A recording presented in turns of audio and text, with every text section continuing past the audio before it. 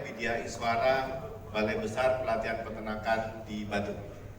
Kita akan memulai sesi yang pertama dengan materi tentang pengenalan penyakit mulut dan kuku yang akan disampaikan oleh Dr. Hewan Widya Ayu Prastini, MSI. Saya perkenalkan dulu beliau. Beliau adalah Dr. Hewan yang menjadi Widya Iswara di Balai Besar Pelatihan Peternakan di Batu sejak tahun 2008. Dan saat ini beliau juga menjadi penulis buku panduan praktis pemeriksaan hewan kurban bagi petugas pemeriksa. Dan alhamdulillah pada cetakan yang pertama informasi kami menyebutkan kalau ini sudah tercetak 1000 eksemplar. Selamat Dr. Ayu. Beliau adalah alumni dari Fakultas Kedokteran Hewan Universitas Airlangga, lulus tahun 2003 dan menyelesaikan pendidikan S2-nya di Biologi Reproduksi Molekuler Fakultas MIPA Universitas Brawijaya tahun 2014.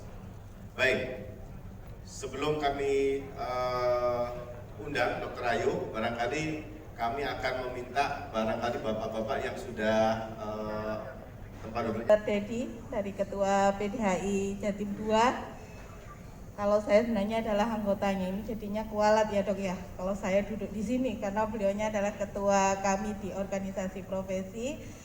Alhamdulillah pada hari ini kita bisa bertemu di ruangan ini, Bapak Ibu peserta pelatihan vaksinasi. Tingkat kesakitannya hampir 100%, kemudian kesembuhannya juga sangat cepat bila ditangani. Itu ya, KB-nya lapor saya sakit, pemiliknya yang harus laporan di sini.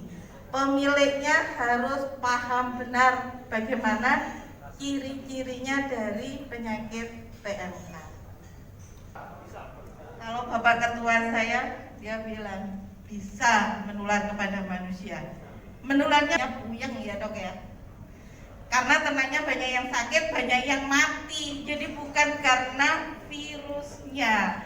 Kalau virusnya ini tidak menular kepada manusia, menular sesama ternak, iya.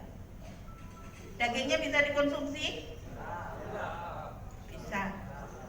Berani kira-kira makan daging PMK? Yang bilang tidak. Yang sebelah sana kira-kira berani? Kalau saya nggak berani. Kenapa saya bilang nggak berani? Karena dia masih mentah. Tapi kalau matang, apalagi dibuat rendang. Kalau di sini ada Bapak Kepala Balai. Tapi karir beliau sangat luar biasa sejak tahun 98 menjadi dokter kami, tempat namanya Puskeswan. Okay. Kemudian beliau juga pernah beraktivitas di FAO ECTAT, Emergency Center for 13. Beliau menjadi kepala seksi pengendalian penanggulangan penyakit hewan bidang Keswan tahun 2013 sampai 2017, kepala program inseminasi buatan. Jadi dan beliau ini komandannya Bapak Ibu sekalian. Kemudian sampai saat ini beliau adalah kepala bidang kesehatan hewan di Dinas Peternakan Provinsi Jawa Timur. Tanpa berpanjang-panjang, kita berikan aplaus dulu kepada Dr. Iswa Yudi untuk menyampaikan pembicaraan. Baik, terima kasih. Selamat siang dan assalamualaikum warahmatullahi wabarakatuh. Sebelum saya memberikan pretest, saya ingin menegaskan tadi yang paparan pertama itu hanya jam 10, maka saya undang jam 7. Molornya 2 jam. Kalau undang TNI Polri, saya undang 6 sudah ada yang datang. Tepuk tangan untuk kita semua. Dan jam 8 persis 90% audiens sudah hadir.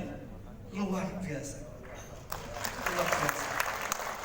Untuk itu saya akan memberikan. Jadi nanti rapelan begitu. Merah putih. Berapa putihnya? Tugas lapangan. Kemudian yang masih sakit 108.000 dan yang sembuh sudah ada 30.000. Komanya tidak usah dibaca ya, nanti kelamaan. Dan yang mati sudah hampir 900 dan yang potong paksa sudah 1000. butuh bantuan Bapak Ibu semua yang ada di sini, baik yang di sini maupun yang online, untuk membantu kami dalam rangka pengendalian PMK. Lanjut. 6.000. Alhamdulillah ini sudah agak melandai, rata-rata 1.000 sampai 2.000 2 minggu terakhir. Lanjut. Kemudian Merona sesuai dengan Satgas PMK, jadi tidak lagi Satgas Covid Pak, sekarang Satgas PMK. Yang mimpin juga langsung Pak Luhut bin Sarpanjaitan, sama. Ya, Subang sampai Pacitan, sampai Sumeneb, semuanya merah. 38 kabupaten kota di Jawa Timur lunas merah, sehingga Provinsi Jawa Timur dinyatakan sebagai provinsi zona merah. Pulau Jawa, karena 5 provinsi di Pulau Jawa semuanya positif, maka Pulau Jawa dinyatakan sebagai pulau zona merah. Pulaunya merah, positif. Jumlah desa di Jawa Timur ada 851 desa yang sudah positif 3.801. Jadi sudah 44%. Kalau yang desa, gak ono Pak yang pesen daging rare, tidak ada. Rare itu kan mbak-mbak poluan ini yang ke setit baru bilangnya rare. Atau apa setengah mateng, tapi wong desa godhoke teluk jam. Mongkal bagi virus ampun kapok kali lo virus itu mati. Jadi aman ya, aman. Bahkan kebijakan kita bagi ternak-ternak yang sudah terkena PMK dan diagnosanya infosta tidak bisa disembuhkan, maka rekomendasinya adalah potong bersyarat. Dagingnya bisa dikonsumsi dengan dimasak lagi, jadi tidak ada masalah.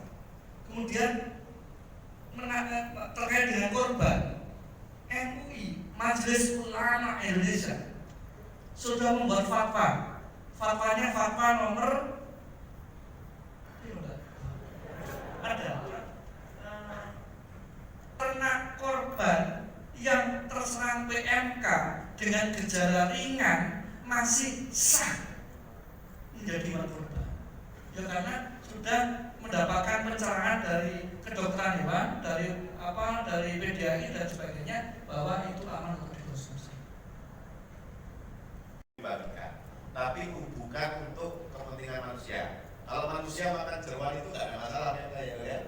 Yang jadi masalah itu nanti kalau jeroannya dibiarkan tidak direbus, jeroannya bisa mengkontaminasi lingkungan, kemudian bisa menjadi penyebar virus sehat yang lainnya. Gitu ya, itu dibahas begitu. Baik, lagi sebentar. Saya tawarkan dulu sebelum kita ngomong yang online. Yang di sini ada yang mau ditanyakan? Ternyata banyak. Yang di sini dulu ya. Izin Bapak, saya mau tanya, apakah kita kalau sudah melakukan vaksinasi itu sapinya dapat sertifikat, Pak? Terima kasih. Pemerintah kami juga sudah memikirkan itu, Pak. Percuma vaksinasi kalau tidak ada tagging, penandaan. Karena vaksin ini harus diulang 1 bulan berikutnya, kemudian di booster 6 bulan berikutnya. Untuk itu pemerintah sudah mengupayakan taggingnya sudah ada barcode-nya. Ya ada, ya QR code-nya. Jadi ada nomornya, ada QR code-nya. Nanti pakai aplikasi di handphone, tinggal scan, itu nanti sapinya Pak Suto sudah vaksin yang kedua dan boleh terbang ke Jakarta. Sana Pak, hewan kok dilawan. Tapi itu proses Pak, proses. Masih ada pilot project 332.000 sapi yang dapat jatah seperti itu. Nah, katanya Pak Luhut, kembali lagi Pak Luhut, kita itu mau disiapkan dana yang cukup untuk pengendalian PMK. Nah, kalau benar-benar ada dananya, maka seluruh sapi ternak akan kita kasih barcode dan kita linkkan ke peduli lindunginya sapi. Penandaan berupa apa? Ada eartag, Pak. Eartag yang ada nomor sama QR code-nya tadi harus dipasang, Pak. Jangan dibawa peternaknya. tapi dipasang ke peternaknya. Dipasang di sapinya sehingga sapi itu pindah kemana saja, dijual dan dibeli oleh siapa saja. Itu di scan pakai handphone, pakai peduli sapi keluar. Sapi akan dapat NIK juga. Iya, NIK. Masuk akal. Iya. Jadi penandanya sapi itu kita sudah pakai. Kalau kita kan sudah punya KTP nasional, maju Pak, peternakan, jangan dianggap ternak itu susun buka, maju Pak. Terus yang selanjutnya tadi, Berapa waktu yang ya betul. Jadi kalau di COVID kan ada penyintas ya.